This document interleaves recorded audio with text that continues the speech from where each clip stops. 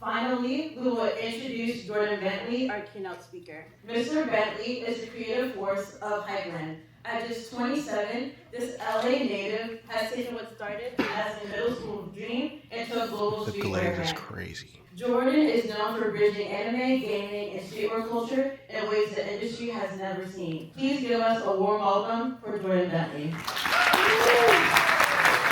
Well, first I want to give a big thank you to the moderators who gave me such an amazing introduction. You know, kind of hearing my accomplishments sometimes just makes me realize I'm like, man, like I was that guy who did all that stuff. So I want to give a big thank you to Great to see everybody here too. I want to give a big thank you for all you guys for coming and really, honestly, give yourself a round of applause for even coming here in the first place. Because all y'all are taking the first step to obviously, you know, make your goals, meet your accomplishments, etc. You know, I'm just like you guys. I'm a little older than you all, but you guys all, I see myself in every one of you guys, like all taking the first step to say, hey, look, like, I'm gonna make these goals, achieve what I can. So for me today, I wanna bring you guys a breath of fresh air and say, hey, look, like, these are principles I've learned in my journey of entrepreneurship and hopefully teach you guys some stuff. So before I start, I wanna ask you guys a question. You guys can like raise your hands. How many of y'all got into like your number one school? That's amazing. Give yourself a round of applause. That's super dope, I'm not gonna lie. For me, I think it's amazing that you guys got into these amazing schools like these Ivy League universities, because 10 years ago to this day, almost exactly, I got rejected from this exact school right here. But I will say, that was like the first thing that that was like the first introduction or lesson that I learned in the journey of like entrepreneurship, and really just an important principle that has carried with me in all of my aspects of running my business today. And that principle was resilience. The next principle obviously was faith. And I'll talk about that a little bit later, but like I said, I want to teach you guys a couple things that I've learned in my journey and kind of share some of my experience and hopefully carry you guys with some of the stuff that I learned. So today I'm going to dig into my few experiences that I learned since I've been running my business. I've been 19. The first point, obviously, as I've touched on, is resilience. Resilience is defined by one's ability to recover quickly from difficulties. In my case, the first difficulty I faced was not getting into the school that I worked so hard for. As I'm sure all you guys remember a few years ago when you were in high school, it's like the nervousness around getting inside of school. You work so hard, you study so much, and it's like heartbreaking and gut-wrenching to not get into the school you want and have to change your almost life direction to get where you want it.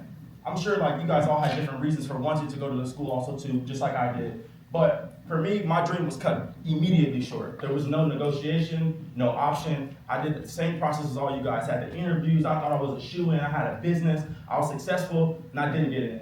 But for me, that was the first realization that I had, and it was really like the start of my villain era, not to be corny. Almost going broke due to stupid financial decisions like buying a car after you have your first big paycheck. And if you're from LA, you know exactly what car I bought. I'm sure you can guess. And then honestly, in the realm of business, I've been told no by every single anime and video game company that you can think of that we obviously ended up working with now. But you might ask yourself, why is this important? Why am I talking about this now? One, it's all a matter of perspective. I had to redefine my relationship with failure over the course of like dealing with entrepreneurship. You know, did I really fail, or did I learn a lesson? In the words of Jay-Z, for all y'all Jay-Z fans, a loss ain't a loss, it's a lesson. Appreciate the pain, it's a blessing. Oftentimes we get so consumed by the 9 a.m. failure that it's impossible, and we get so clouded to not see the other successes in the day. Don't let the 9 a.m. stop your 5 p.m.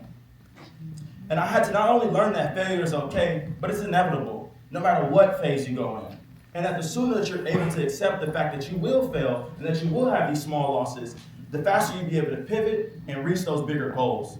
The next important principle I want to touch on is faith. But you can look at faith in two different ways. You can look at it in a literal sense or a religious perspective. But for me, I'm specifically referring to the confidence or trust that you have to have in something to make things happen. And when I say confidence or trust, I don't mean just a little bit confident or like halfway believing in something. I mean all the way believing in yourself undeniably, no matter what obstacles are presented in front of you, knowing something's gonna happen, even if you have no plan to even make it happen. just thinking like, I'm gonna be this way regardless of the situation. In my journey, I want to share two powerful examples where I've always had to be faithful and bet on myself against all the odds. And the most important part about betting on myself is the fact that I've been able to see my bets all the way through at the end. The first story I'll tell you guys is from when I was in college myself. My sophomore year of college, I was taking a math class that I needed to get into my major, business and marketing. The math class I was taking at the University of California, Irvine, was known as the hardest class in the school. I'm terrible at math, to give you guys some context. Like that's my worst subject always. Terrible at numbers. At the time, I had a good friend that was helping me in the class. She was helping me with my test. It was pretty much a shoo-in that I was going to pass this class if I had her help in the class. I was facing a difficult decision. Unfortunately, though, during our finals, I had the opportunity to make one of our largest drops at the time. So as I was facing the decision of saying, hey, look, do I want to guarantee pass this class, or do I want to make this large drop that would eventually change the direction of our brand? Me not taking the class would eventually say, hey, look, you're not going to be in this major. This college that you're going to would change your whole entire direction. You have to do something else, which I ended up doing. But needless to say, I was put at a crossroads where I needed to make a very serious decision about like what I wanted to do and take a gamble on myself. The road I took, obviously, was to do the drop. We made $100,000 in that next day. The next thing I want to talk about, and the most powerful example, honestly, of sacrifice that we've made or faith that my team and I have made, was my mom's decision to quit her job my sophomore year of college, so that way I could finish school and run the business at the same time. So to give you guys some back context, my mom is sitting in the front right now.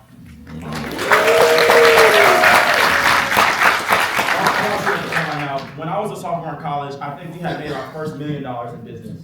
Obviously, a ton of money. I'm like 19 years old or 18 years old thinking like, man, I don't need to go to college. I'm a millionaire. Like, I got this stuff. I just bought the G-Wagon. I'm like, life is great. You know, you couldn't tell me anything. And my mom at the time, because she's a school professor, she understood, like all of you guys in here, I'm sure your families do too, that as a black student, you have to be better than. And people don't expect you to have a degree. They actually expect you not to have a degree. It's not enough to just be smart. It's not enough to just be accomplished. It's not enough to just have all the things that you have on paper. You gotta have way more than everyone else, because when you walk in a room, no matter what the business is, they're gonna automatically put you in the one down in comparison to everybody else. So my mom said, you know what? Somebody has to focus on this business full time. She quit her job. And even though my little brother was in school at the time, she had a house done, everything else, she had enough faith in me to say, you know what? I believe in my son's business. I'm gonna quit my job and let this business that he's running in his dorm room take care of me and the family. It's been 10 years, and she hasn't obviously worked in that same space, and we take care of our family and have good jobs of moms. But so I bring up this story to say, in the game of entrepreneurship, you'll be faced with numerous situations that will force you to decide what you want to gamble on. A lot of the time, those gambles will really determine how far you go in success. And obviously with the gambles also too, you have to make sacrifices. But in the game of entrepreneurship, or even running a business, or any type of business that you guys want to do, you have to take the bet on yourself and truly believe in yourself and see it all the way through. Like I said, it's not enough to just take the gamble. You got to take the gamble and take the necessary steps to make sure that your bet hits. It's like a parlay. You need all steps of those parlays to hit if you want to make that bread. Do not gamble. I shouldn't be laughing. I'm not old enough to be that. But yeah, I'm constantly asking myself, would I rather deal with the pain of discipline or the pain of regret? And obviously for me, myself, I'm gonna take the hard one and bet on myself every single time. I mean, when I was in college, who really wants to drive an hour and a half every single day to Los Angeles to pack orders, answer customer service, not go to parties, not do all of the things that come with the fun of going to college just to meet some kind of goal? I did. The next principle I really want to touch on, and arguably one of the most important, is adaptability. This one I really want you to pay attention to because it is super duper important, no matter if you're an entrepreneur or what kind of business you're in. Adaptability is the quality of being able to adjust to new conditions, and simply put, as one's ability to pivot. I focus on the word pivot specifically because the path to reaching your goals is not linear, and there is not one successful person that finished where they started. I'm sure you guys remember where you guys started in school, or even where you're at right now. Are you the same person that you were 10 days ago, or even a year ago? no matter what industry you're in, everyone has to deal with some type of adjustment or change in order to grow. And typically, those who resist that change, what? Fail. So let me ask y'all a question, just by quick show of hands. I know some of y'all young. Who knows what Blockbuster is? Dang, that's surprising. Oh, that's crazy. Okay, so another quick show of hands. How many of y'all know the story of Blockbuster and Netflix? Okay, so for those who don't know, really quickly, I'll sum it up. Blockbuster in 2000 was the largest movie and video rental company with a valuation of over $5 billion. They had 9,000 stores and over 80,000 employees. That same year, in 2000, they had the unique opportunity to acquire their newest competitor, Netflix. But the CEO of Blockbuster refused because he thought it was a joke. He did not understand or value or believe in the concept of online streaming. Now we can guess what happened after that. Blockbuster's lack of awareness led them to make one of the worst decisions they've ever made. They rejected the offer, and then less than 6 years later, Blockbuster declared bankruptcy with over $900 million in debt, while Netflix is now the #1 streaming platform in the world. I mentioned this story because similar to the companies that I mentioned, I had to make major unexpected adjustments in order to reach my goals. Hypeland, as you guys know it now, for those who know about the brand or don't know about the brand, is an anime streetwear company. We have collaborations with anybody you can think of. If you're a nerd or like fan of anime or video games, you probably work with some of the favorite IPs. Hello Kitty, Naruto, One Piece, anything you think of underneath that umbrella. I've had mentors by people like Virgil Abloh, anything in that space, like really deep in like that shit. Hypeland is known as an anime streetwear company, but we didn't always start off like that.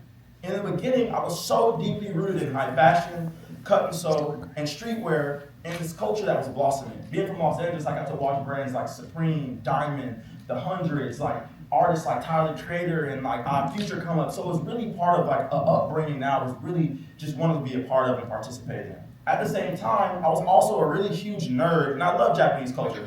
Shoot, I'm going to Japan with my little brother on Monday. Yeah, so cool.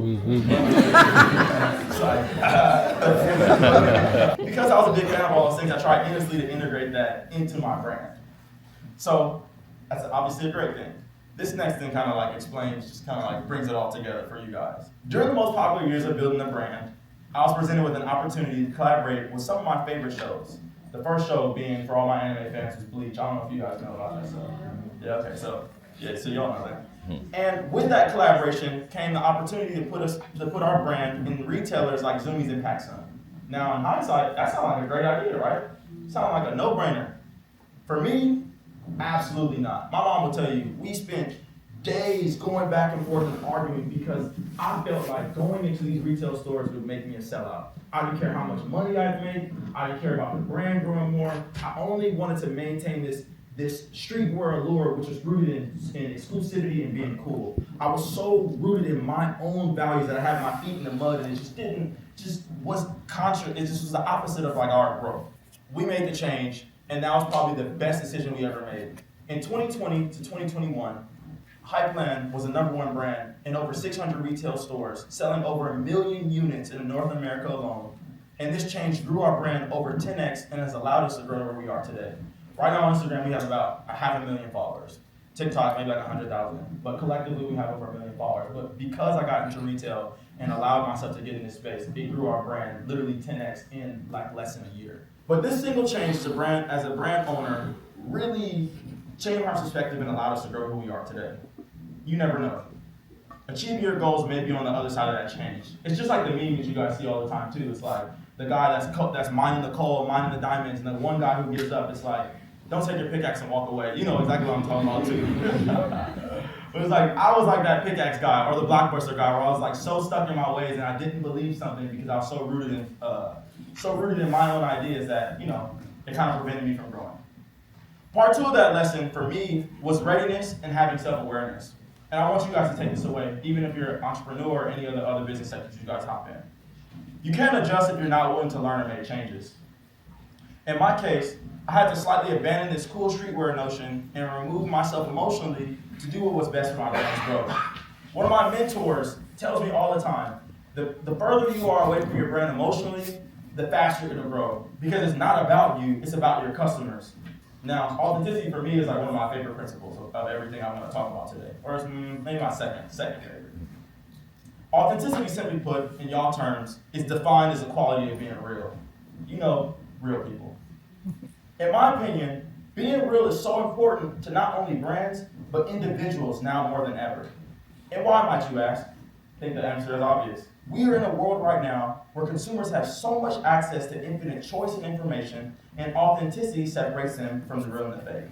So just by a quick show of hands, how many of y'all follow maybe like 5 or more influencers on social media?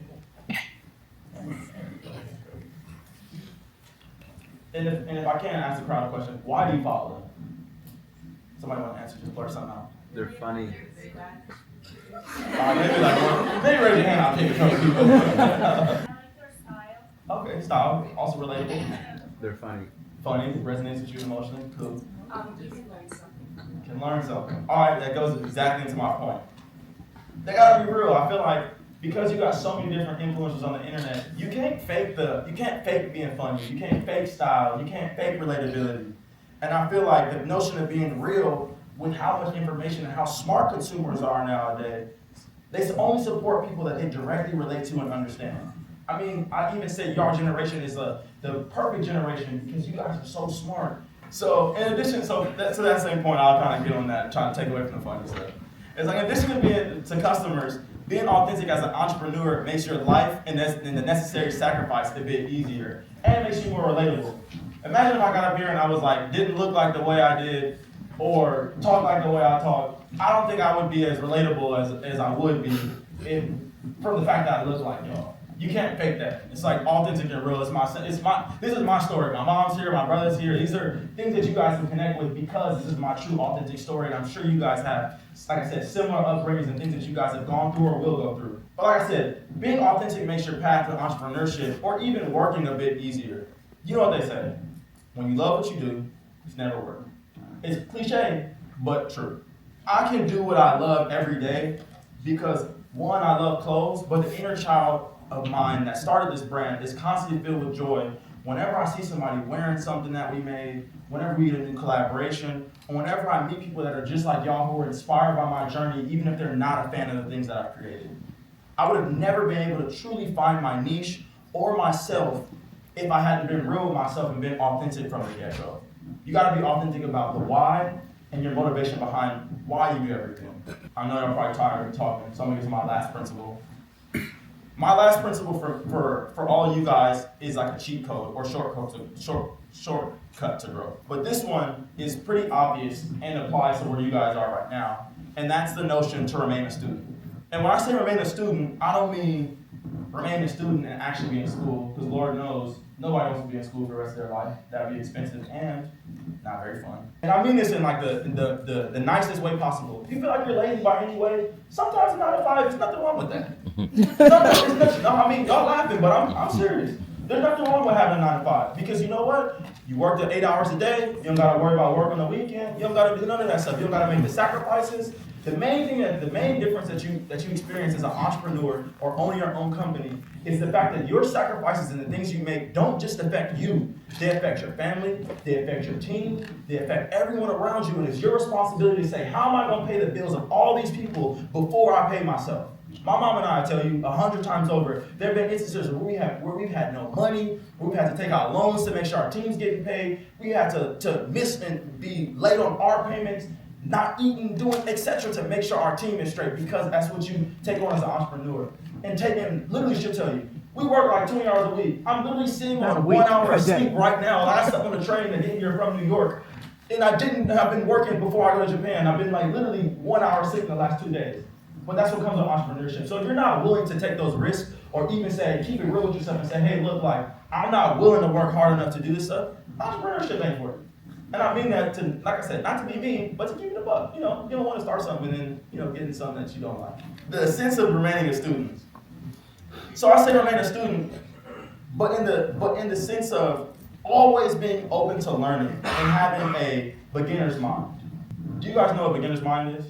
Pretty much beginner's mind is the openness and enthusiasticness and eagerness to learn with lack of judgment. It's typically associated, I think, with like Buddhist teachings, and it really encourages your openness to learn, and you actually learn more because you're open and you don't have these preconceived notions when going into situations or learning. Overall, really, there's so many ways to learn, and from all the people I've seen here right here, it's like you guys are at amazing, prestigious universities. You guys have peers at these amazing universities that you guys can learn from. I mean, really, to be honest with you, just as like talking to y'all as like my siblings, you guys are in these spaces where you're around like sons and daughters of these crazy CEOs and companies and families who own these different things. You guys should be, as much as possible, utilizing the relationships that are around you to say, how can I be friends with Bill Gates' family? Being honest, how can I be in these rooms and take advantage of the fact that I'm around all these different folks, because I'm not, you don't get access to this information or upper echelon of people without being in these rooms. Before I even get back into the same point too, I'll give you a perfect example. I was on the Forbes under 30 list this year. I feel like I should have got on that list in like 2019 when I first made $1 million. Some of my friends who even asked me for feedback got on the list before me, and for me, it just never made any sense. But the one thing I learned from being at the Forbes conference and being a panelist and speaker there with people like Metro Boomin and Big Sean and different things of that nature was that everyone at that conference went to schools like Stanford, Harvard, University of Pennsylvania. And I'm like one of the only kids that was in there that was like, man, I'm from University of California, I'm working fashion, I'm not working in tech, but everybody was coming from a different perspective. But what I learned that was like, if I was like those kids who got to be in the rooms and go to college with people who are just like you, I can't even imagine what I would be like. Me going to UC Irvine, I can tell you the biggest takeaway I had from my college experience was, I'm not gonna say nothing, but for some of the biggest takeaways came from the extra classes I took that were outside of my major that had nothing to do with my school, because the relationships that I was building at Irvine are not the same caliber of what you're gonna get from the Ivy League universities. I'm never gonna, it's like my mom will tell you, she was, like I said, a professor at USC. I remember being like 13 years old, going to her job and seeing like international students pulling up with Ferraris and Lamborghinis, people CEOs of different companies. I'm sure they do that here. Be friend those people, because those are the folks. y'all are laughing, but I mean it seriously. Those are the people that when you look up later and you wonder like, oh man, like these people have known each other for 30 plus years. Those are the people that you go meet in college and be like, man, my boy Jin Zhang was the coolest roommate I ever had, and his family owns a pharmaceutical company that is the biggest company in China. True story, that was my roommate in college. His name was Jin Zhang. He was the messiest roommate ever. But super, I'm talking about messiest, like culturally different, everything. You gotta take advantage of the relationships that you guys have, because really, to be honest with you, once you get out of college, in the real world, it's not easy to meet people. It's like you will never see as many people like y'all, as prestigious as you guys are, in a room like this, unless you sign up for a conference that you gotta pay for. And most of the time, it's gonna be people trying to sell you something. It's gonna be like the courses you see on Instagram. Y'all laughing, but I'm being honest with you. I'm like super close to y'all age. My little brother is sitting in the front, and he's really y'all age too. So he'll tell you, I lecture him on the same thing all the time. But really, you gotta take advantage of the fact that you are in these spaces right now, because you're not gonna have this opportunity again. When you get out of college, really at the age of what? How old are you guys? Maybe like 18 to like 21? Exactly. So at the age of 18 to 21, you guys are at that prime age where everyone wants to help you. You ask for an internship, people are happy to give you an internship. People are happy to give you a job opportunity. People are happy to teach you just different things that you wouldn't get. When you get to my age of 27, I start asking people for favors. They like, what's in it for me? I mean, it's the truth. I think any grown adult in here will tell you the same thing. Once you get past the age of 21, when it makes sense for people to like help you, people are not as enthusiastic to help, and people don't care. And really the fact that you're in college and you can fail at things or take calculated risks without having so many potential pitfalls, like not paying your mortgage or being evicted or being homeless. You should take advantage and try and do as much as possible and continue to learn and put yourself around places. Don't take the no. Ask your mentors for things. Be what you want to be. I'm gonna just end it like this, and you guys can ask questions afterwards. In entrepreneurship, the only constant is change. And the key to learning and thriving in change is having a commitment to lifelong learning. Each of you have the potential to evolve, not just as business owners, but as leaders and innovators in whatever space you choose. Never stop seeking knowledge, asking questions, and challenging your own assumptions. Remember, every day is an opportunity to learn, so seize it. Your journey is just the beginning, and the best is yet to come.